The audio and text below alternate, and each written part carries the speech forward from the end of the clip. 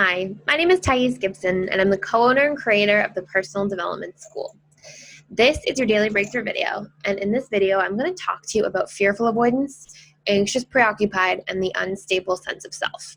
So, what does this mean? It may not mean exactly what you think it means, but what I really want to talk about is how important it is to have a stable sense of self-identity, and how having a weak sense of self-identity or a more fluid self-identity is basically the result of a lack of boundaries and an unconscious belief that we operate under that says we can't have boundaries. Okay, so I'm going to go into a lot of this today and talk about childhood conditioning around boundaries and what happens when we don't have boundaries and when we don't know where we end and other people begin, and how this impacts our lives long term. So before I dive into all this content, just a reminder, we are supporting our community right now during this time of COVID and all the uncertainty and everything that's happening.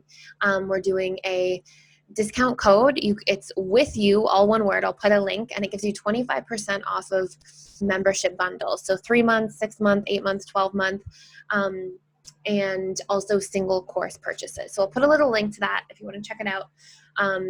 I'm going to be writing a course on this whole topic today long term, because I think it's this like silent epidemic of emotional confusion and frustration that's going on, and I think it really has an impact on all these different areas of life. So let me explain it to you. So here's what I see.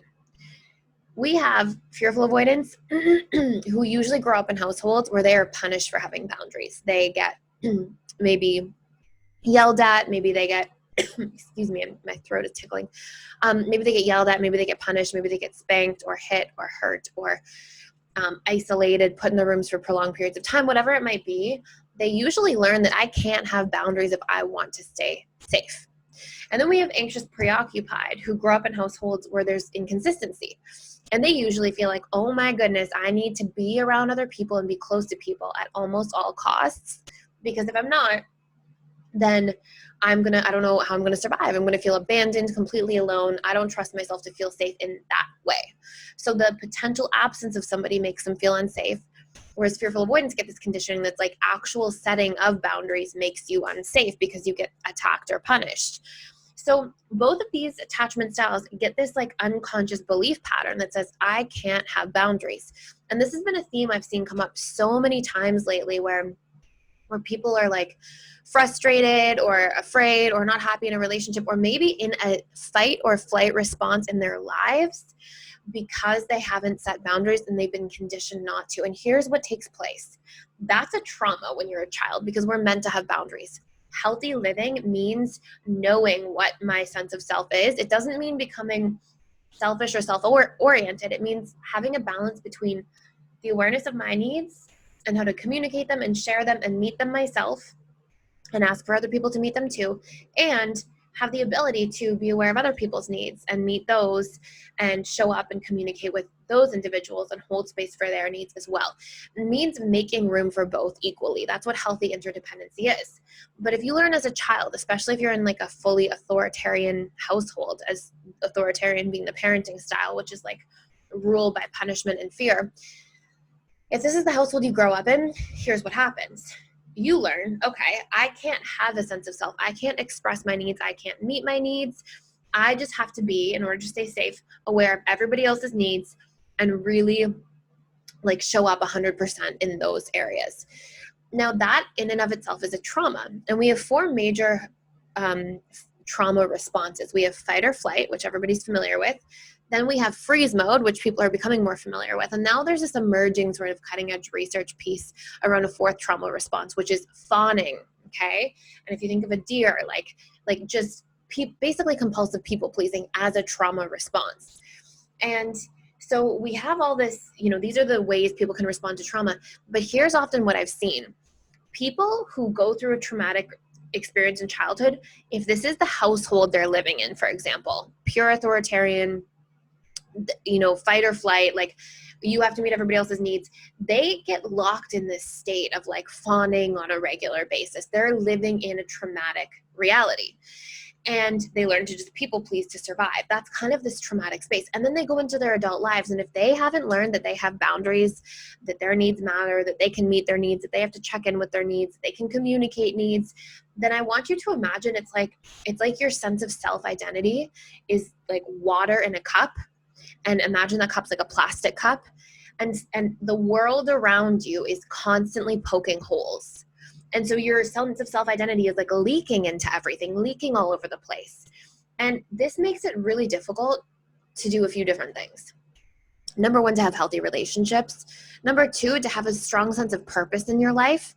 Number three, even if you have a strong sense of purpose, it makes it hard for you to show up to that consistently. Like, let's say you have a dream or a vision. If you have holes poked in your cup all the time, you can't put your like life energy and your focus and your thoughts and feelings consistently enough into that vision in order to really build traction and create results, create the things that you want to see.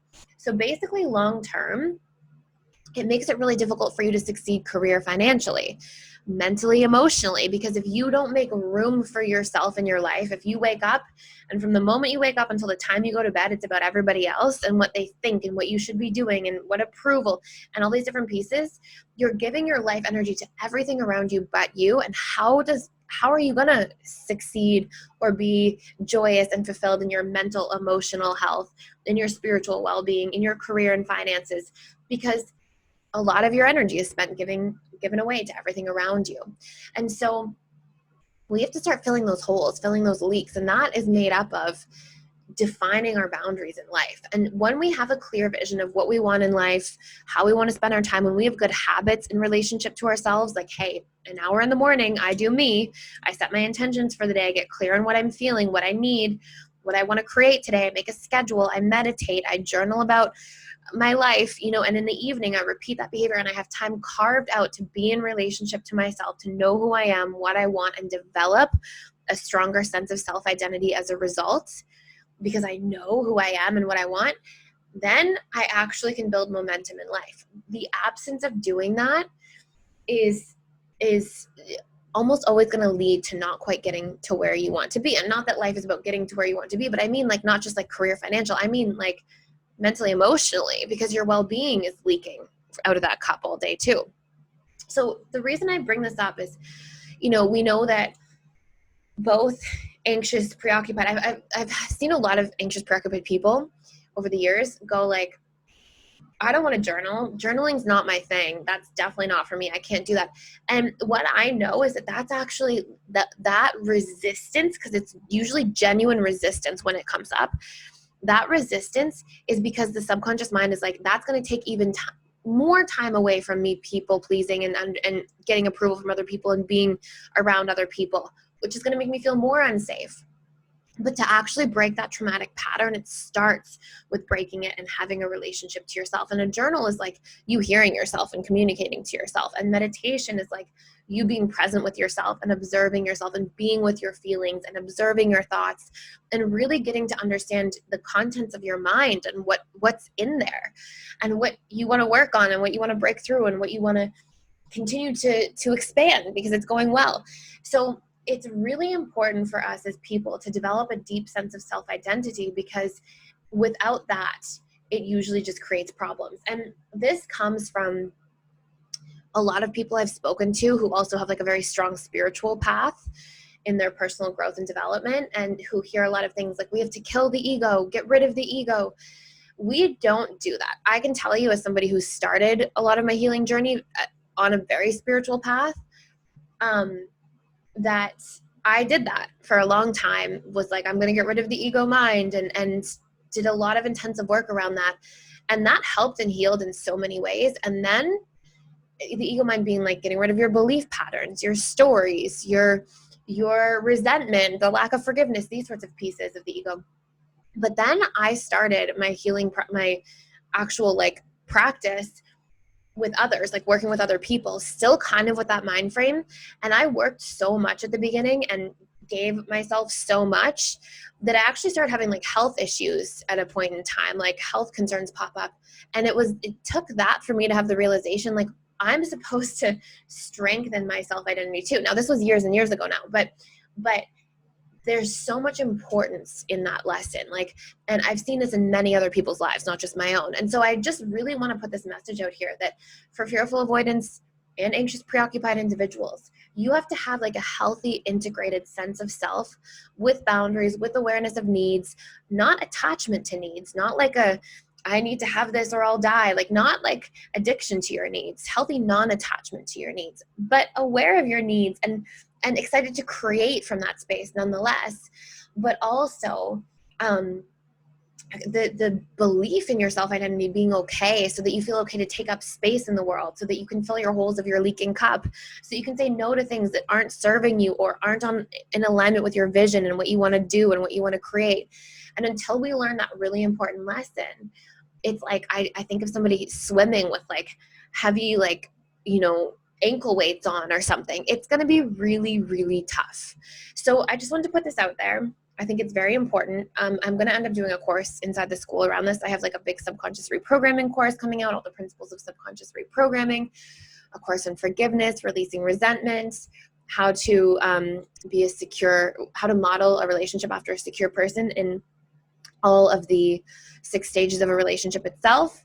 And we have a really great boundaries course right now that's out and very much related to this specific topic. So lots of information, lots of things to support you. I'm going to create some more video content around this long term as well. And then also a course on establishing your sense of self-identity and strengthening it if it's out of balance, because it is very important for healing.